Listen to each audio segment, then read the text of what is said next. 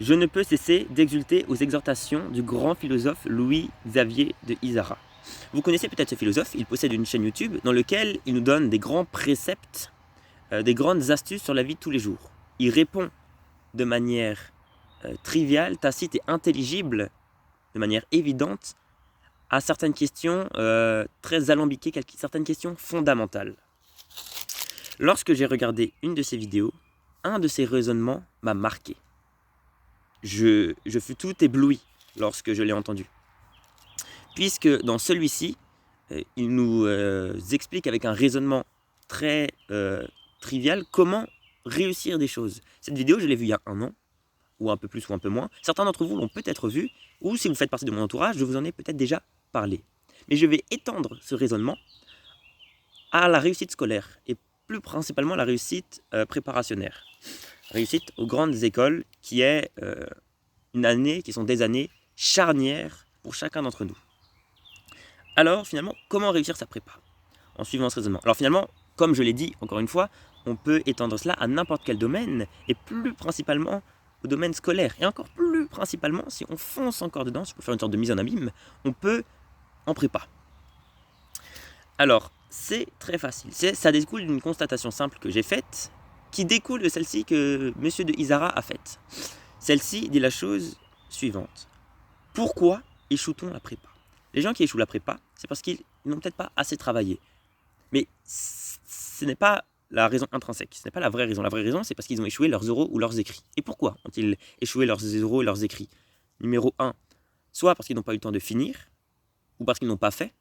Donc dans tous les cas, il manque des choses, c'est blanc, c'est mal répondu, ils n'ont pas fait ou ils n'ont pas fini, donc il y a des questions qui n'ont pas été faites.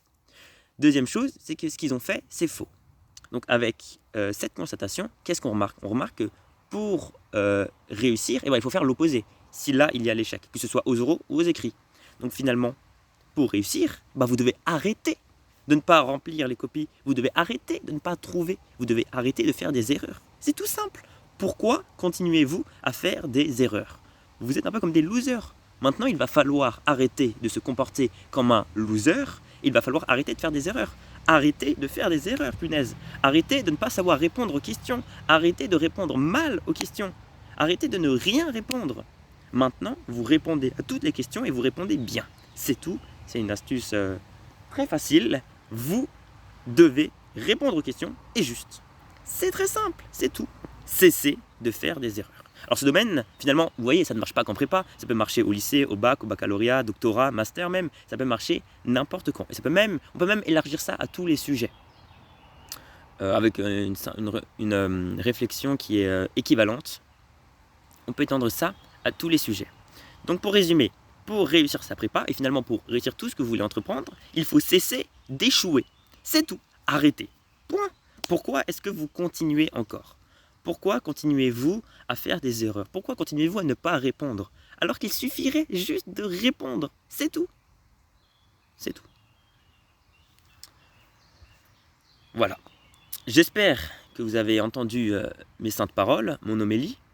Certains, encore une fois, vont vouloir contredire ma réflexion. Une fois de plus, je vais leur dire que j'ai raison. Comme habituellement. Je vous dis au revoir et j'espère sincèrement du fond du cœur que cette vidéo vous aura aidé. Au revoir.